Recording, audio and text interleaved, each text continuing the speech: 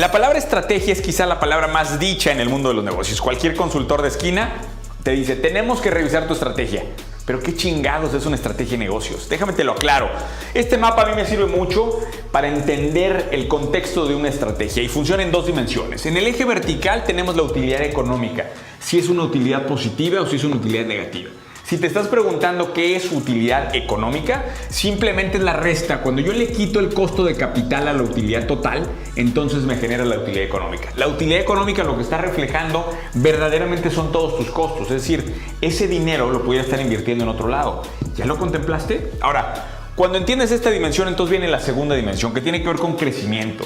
¿Qué tanto estás creciendo? Y este punto medio simplemente es doble dígito. Por supuesto que cuando eres una empresa pequeña puedes crecer mucho más, pero conforme te vas haciendo grande sabes que crecer a doble dígito todos los años es una tarea difícil. Entonces aquí aparece el doble dígito como la gran división. En otras palabras, de aquí se forman 4 cuadrantes en donde estamos cruzando rentabilidad de la empresa contra crecimiento.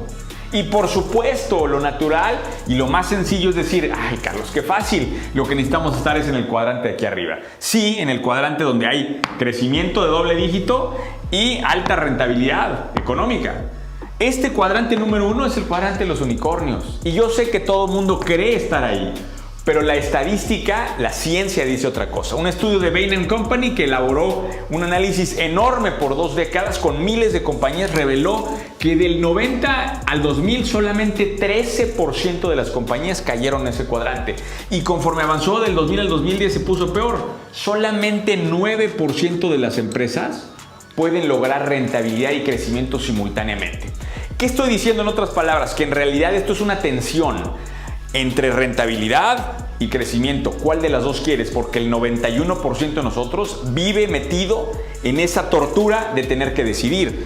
Y en ese sentido, si no puedes estar aquí porque eres del 91 que no lo logró, tienes que decidir en dónde quieres estar.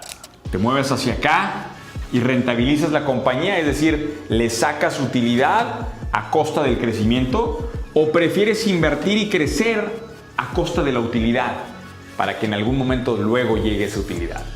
Esa decisión no la voy a tomar yo por ti. Esa decisión es justamente lo que significa estrategia. Ahora, para cerrar, lo que sí te digo es que si estás aquí abajo en el cuadrante de bajo crecimiento y baja utilidad económica, ¿qué chingados haces metido ahí?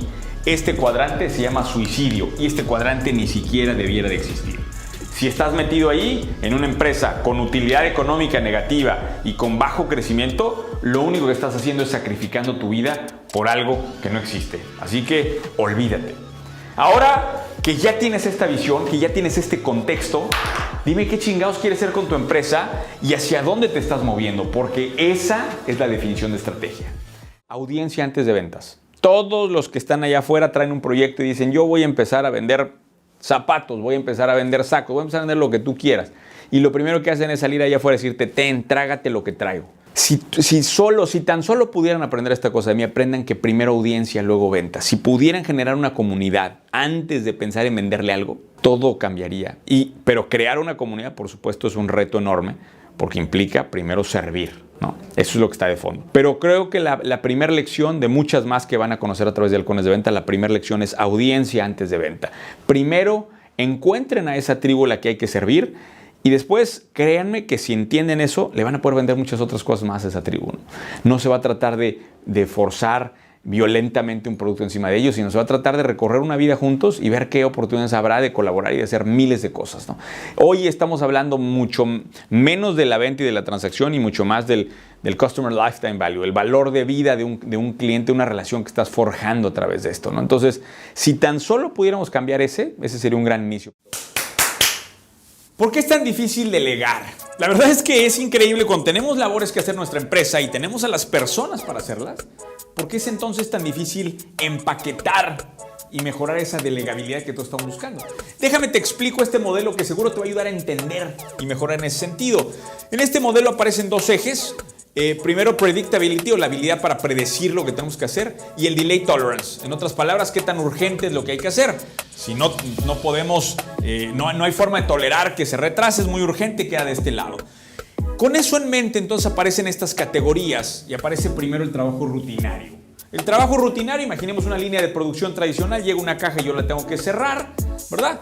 Ese trabajo rutinario tiene un nivel de predictability, o se puede predecir de manera fuerte, yo lo puedo predecir sin ningún problema, y además tiene que hacerse ya, ¿verdad? Pues no podemos frenar la línea por ti. Entonces esa rutina va trabajando todos los días. Este sin duda es el tipo de trabajo más fácil de delegar. Después aparece, digamos, la siguiente capa, que es el apagar fuegos, ¿sí? Apagar fuegos urge, ¿verdad? Otra vez, este delay tolerance es alto, pero no podemos predecirlo, no sabemos de dónde va a venir el siguiente fuego que hay que apagar. Entonces no hay un manual, no hay una forma de sintetizar y yo poder decir mañana va a fallar esto. No lo sabemos y por eso esperamos o asumimos que se tiene que tener experiencia en la rutina para poder convertirte en un apagador de fuegos. La primera moraleja importante de este modelo es que esto no lo vas a poder delegar hasta que haya una verdadera memoria organizacional en tu empresa, donde se vayan detallando precisamente esos fuegos.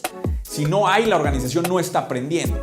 Ahora, después entonces aparece el último de los tipos de trabajo y quizá el más difícil de delegar de todos, que hoy lo conocemos como las labores de proyectos o el project management. Y este es donde viene verdaderamente el oro de este video, y es que si tú te conviertes en un profesional de project management, si te metes a la ciencia de cómo administrar proyectos, entonces algo que está en este lado, que digamos es difícil saber qué tan predecible es y qué tan urgente es porque está en el futuro, lo vas a empezar a lanzar hacia la rutina a través de esta idea de la administración de proyectos. El tener personas, empleados contratados específicamente para la labor de proyectos es la delegabilidad suprema, porque asume que hay un cerebro pensante de tu personal, el cual va a definir cuáles son las tareas y las obligaciones urgentes y después va en un momento dado a encarar estos fuegos que puede haber. Ahora, cuando tú entiendes estas tres esferas, entonces entiendes que hay un perfil específico para cumplir cada una de estas tres. Y lo que yo me he encontrado más recurrentemente en las organizaciones es que tratamos de elevar a mucha gente que viene de la rutina a esta parte de proyectos, y ahí es en donde se pierde. Tener la habilidad para manejar cada uno de estos tipos de trabajos requiere un mindset completamente diferente. Entonces, si tú quieres transicionar a una persona que se mueva de una persona rutinaria a una persona de apagar fuegos, tienes que coacharla en ese sentido para que verdaderamente pueda haber una evolución. Y si quieres lograr que de acá transicionen a una mentalidad de proyectos, entonces todavía más allá debe de ir encaminando ese coacheo hacia adelante. Ahora que lo entiendes, quiero que catalogues al organigrama que tú tienes en qué tipo de trabajos y qué variedad, qué porcentaje del trabajo de cada uno de los puestos se está destinando en cada uno de estos tres tipos. Entendiendo eso, verdaderamente podrás visualizar mejor cómo mejorar esa delegabilidad. Y paréntesis, el tema de administración de proyectos debe ser una de tus herramientas obligadas en la caja de herramientas de la empresa. Saludos, queridos emprendedores, desde el único lugar en donde en el futuro no queremos trabajar. Postdata, ten mucho cuidado porque en una empresa de alta innovación como la que yo estoy construyendo, todo el trabajo se resuelve en proyectos, y cuando avanzan los proyectos vuelven a aparecer más. Entonces se vuelve muy complicado de manejar, para que lo tengas en mente.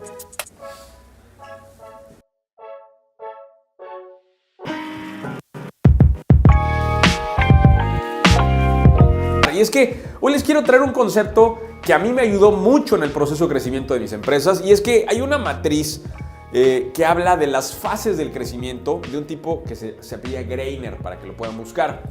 Y lo más interesante del concepto de este hombre es que nos hizo entender que crecer una empresa es superar una serie de crisis. Fíjate bien lo que estoy diciendo, porque la mayor parte de la gente habla del crecimiento como si fuera algo fácil, sencillo, algo que simplemente, sutilmente te va llevando al camino del éxito. Y lo que este hombre Greiner nos terminó educando es que no, señor, el crecimiento es toparse crisis tras crisis tras crisis. Entender esas crisis, prevenirlas y por supuesto superarlas es el camino de crecimiento. Déjenme les explico a qué se refiere. En esta gráfica tengo por un lado el tamaño de la empresa y por otro lado el tiempo. Es decir, que en esta línea verde la empresa, conforme avance el tiempo, iría creciendo. De esta gráfica se desprenden las famosas 6 fases de Grenier. en donde dice, por ejemplo, en la fase 1, cuando una empresa va naciendo, la empresa crece en función de la creatividad. La creatividad del fundador, esas ideas, todo el tiempo sacando cosas nuevas. Y esa creatividad le permite despegar. Ahora, llega un momento en donde aparece la primera crisis, y es una crisis de liderazgo. Escúchalo bien, porque a ti, fundador, te va a doler esto. ¿Por qué es una crisis de liderazgo? Porque esta creatividad, en la cual es muy buena el emprendedor, provoca que no se enfoquen en nada, no vayan cerrando. Entonces llega un momento en la fase 2 que se trata de una fase de dirección, de empezar a decir muchos nos y decir solamente hacemos esto. Esta es una fase de sí y esta es una fase de nos.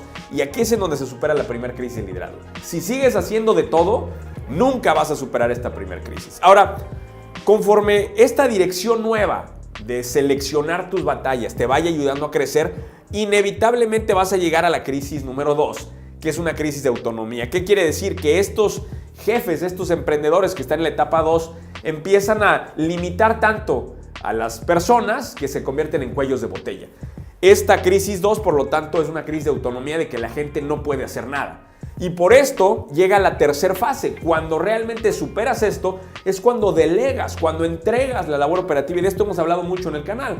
Y aquí es en donde aparece. La delegabilidad es la que te permite llegar a la tercera fase. Una vez que estás en la tercera fase y entonces empieza a operar un equipo interesante, viene una tercera crisis, que es una crisis de control.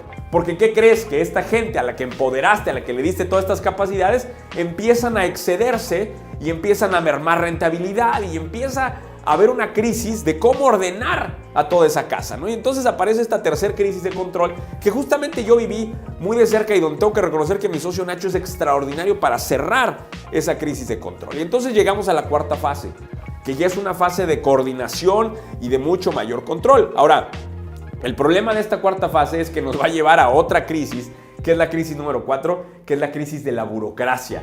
En otras palabras, ordenaste la casa, pero la ordenaste tanto que ahora hay proceso para pedir facturas, hay proceso para esto, proceso de viáticos, procesos, y la organización se hace lenta y se hace imposible de manejar. De hecho, a mí en particular, cuando las empresas llegan a esta etapa, ya no me motivan.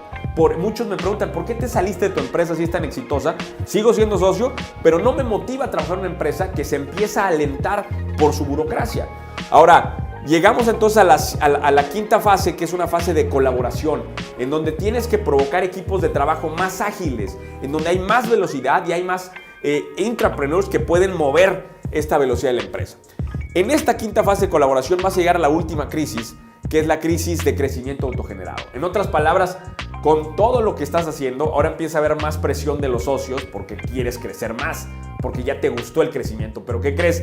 Que ahora no lo puedes generar internamente. Entonces, ahora necesitas más capital de afuera y necesitas alianzas y necesitas otras cosas para que ese tamaño lo puedas mantener.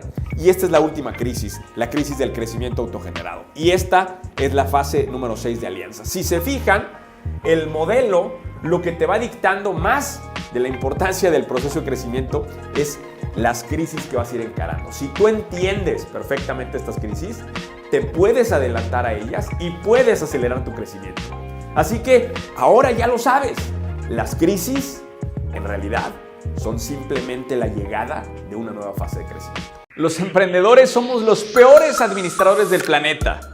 Déjame decírtelo claramente porque hay un estudio nuevo que se acaba de publicar de Sadun, Bloom y Van Rinen, se publicó en Harvard Business Review, que habla mucho de las métricas y evalúa quiénes son los mejores administradores en el mundo. Ahora, antes de darte los números y decirte quiénes son los peores, te quiero explicar primero cómo evalúan ellos qué es un gran administrador o la excelencia en el management.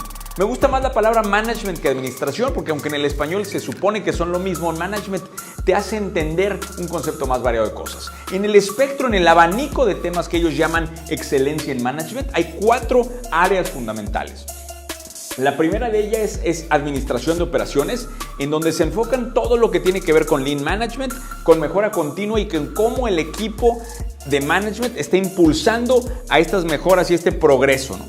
Por otro lado está la parte de estructuración de procesos, en donde viene todo lo que tiene que ver con documentación, la asignación de KPIs y la sistematización de procesos de la empresa. Esta es toda una gran área. La tercera es son las metas y la medición. ¿Cómo selecciona metas la organización? ¿Cómo conecta estas metas a la estrategia? cuál es la claridad que tiene de las metas y los objetivos y el nivel del reto que tiene la organización. Y finalmente cierran con la administración de talento, cuál es el mindset que ve en la organización, el desarrollo, el despliegue de coaching dentro de la organización, el desarrollo propio de talento, la retención de talento y esto que hablaremos después en otro video, propuesta de valor al empleado, la PBE. En teoría y según estos autores, teniendo estos 4 ingredientes, verdaderamente eres un gran manager, eres excelencia en el management, eres el gran administrador que todas las empresas querían. Ahora, ¿cuál es la revelación fundamental de este estudio y la que a mí me voló el cerebro? Es que ¿quién creen que son los peores administradores, los peores managers del planeta? Son 2. Uno, el fundador, que a su vez es CEO, ese es el peor.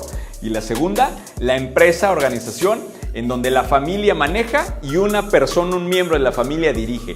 Esas 2, en un estudio enorme que se hizo de empresas, demuestran ser las 2 peores formas de administrar una empresa.